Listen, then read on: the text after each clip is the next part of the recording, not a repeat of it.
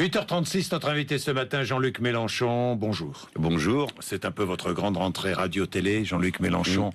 Dites-moi, la Syrie, comment regardez-vous ce qui se passe en Syrie?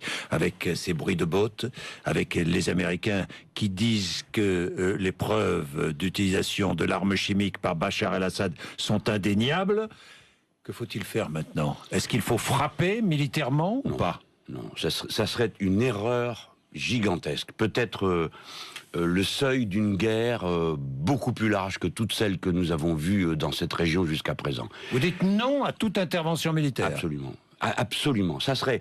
Commençons par prendre dans l'ordre. D'abord, la menace et le danger. Pour que des gens aussi modérés et aussi tranquilles d'habitude que l'Église catholique de Syrie rejoignent le point de vue des laïcs, de l'opposition laïque syrienne. Je ne parle pas de l'opposition fondamentaliste qui, les armes à la main, mène la guerre contre Bachar el-Assad. En viennent les deux à dire, attention, pas d'intervention, c'est un bain de sang épouvantable qui se prépare pour toute la région, c'est que vraiment quelque chose de grave se passe. D'autant que nous savons que les Nord-Américains ont l'habitude d'utiliser n'importe quel argument pour justifier une intervention militaire. Alors, cette fois-ci, c'est le gaz. En Irak, c'était je ne sais trop quoi. À chaque fois, il y a toujours des armes de destruction massive. Alors, je ne dis pas ça pour... Non, mais parce qu'en Irak, ça n'a jamais été vraiment prouvé. Mais là, si c'est prouvé, non, mais c'est le contraire, mon cher monsieur Bourdin. En Irak, il est prouvé que Saddam Hussein a utilisé du gaz contre les Kurdes. En 1900... En quelle année? 1993, moi je vous le dis. 1993. Absolument. Mais à l'époque, les Nord-Américains... Nous sommes intervenus en 2003. Oui, oui.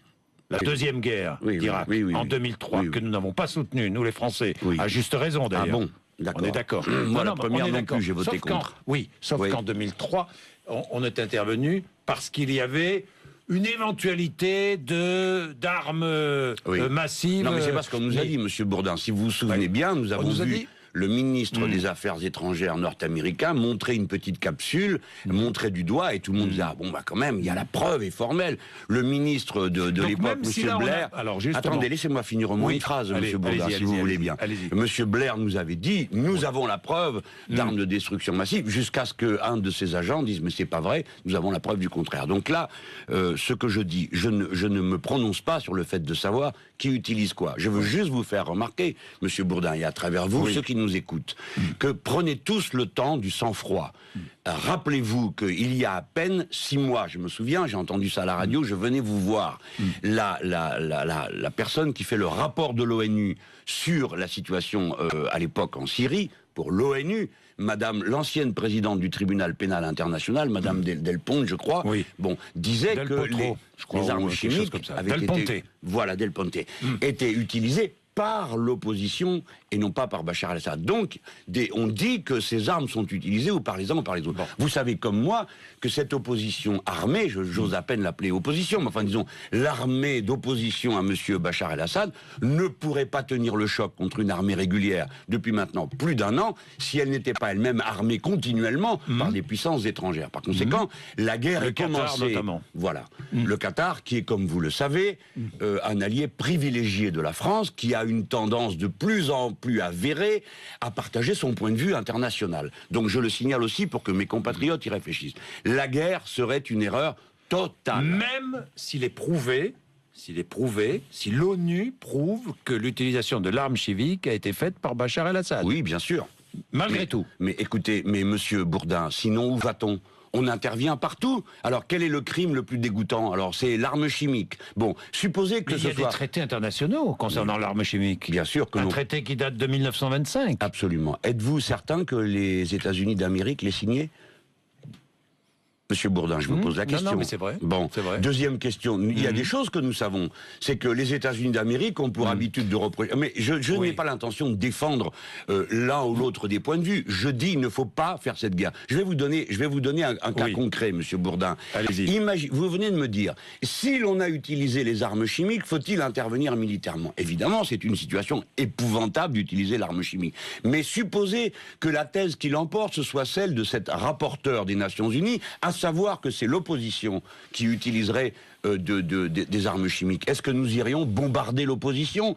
Vous voyez bien qu'il y a une manière un peu simplette d'aborder la politique. Est-ce que nous ne savons pas qu'il y a en Syrie une base de la Russie qui peut comporter jusqu'à 40 navires, et vous croyez que la Russie va lâcher prise au moment où les États-Unis d'Amérique déploient avec la 6e flotte plus de 40 000 hommes dans le secteur? Enfin, arrêtons la comédie.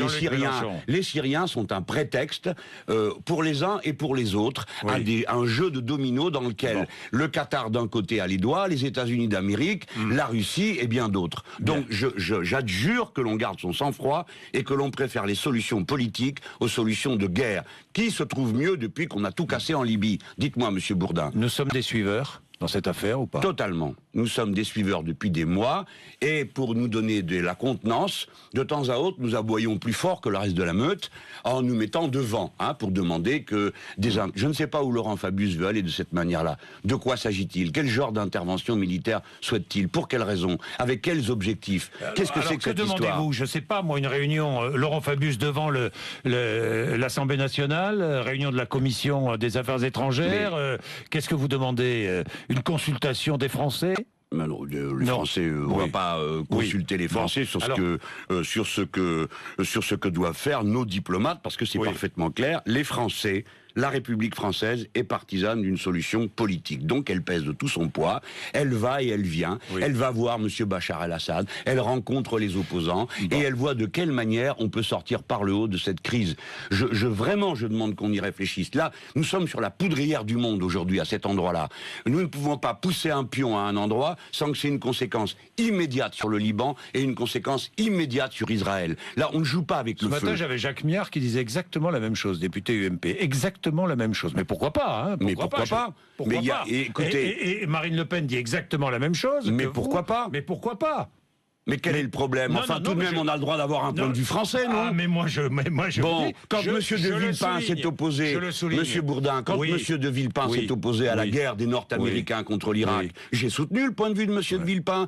Lorsqu'à la première guerre du Golfe, je me suis opposé à la première guerre du Golfe. Et pourtant, c'était François Mitterrand qui l'avait décidé. À chaque fois, moi, je raisonne non pas en fonction, écoutez-moi, pas en fonction d'étiquettes politiques. Je réfléchis en fonction de l'intérêt, de la paix du monde. Ça ne peut pas être le système des shérifs, monsieur Bourdin. Vous croyez que je n'ai pas compris ce qui se passe, ce que sont en train de faire les Nord-Américains à leur manière, en prenant le prétexte d'une buse butée et bornée comme monsieur Bachar el-Assad? C'est une nouvelle fois étendre les doigts, contrôler le monde, créer un soi-disant Occident opposé à toutes sortes, ce qu'ils appellent le choc des civilisations. C'est ça qu'ils sont en train de faire les Nord-Américains. Et nous sommes derrière comme des petits Mickey en train de répéter la propagande nord-américaine chaque fois qu'elle commence. Est-ce que vous avez trouvé normal que la France cet été intercepte l'avion de M. Morales, président de la République de Bolivie, au prétexte que dans l'avion, il y aurait peut-être M. Snowden, qui est un bienfaiteur de la France, et qu'on devrait décorer et accueillir en France, au lieu de le pourchasser et d'être les larbins des Nord-Américains?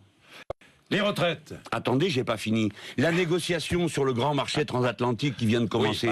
Comment se fait-il que la France n'ait même pas demandé des explications aux Nord-Américains sur le fait qu'ils ont espionné? On en a beaucoup parlé ici, même avec vous. Mais oui, mais vous avez vu que c'est moi qui avais bien raison. Les Américains en profitent pour pousser l'avantage contre les Européens. Ça, c'est une réalité tout de même, non? Comment se fait-il qu'on n'ait même pas obtenu une explication sous un gouvernement qui se dit de gauche des Nord-Américains sur le fait qu'ils nous ont espionnés? Savez-vous que M.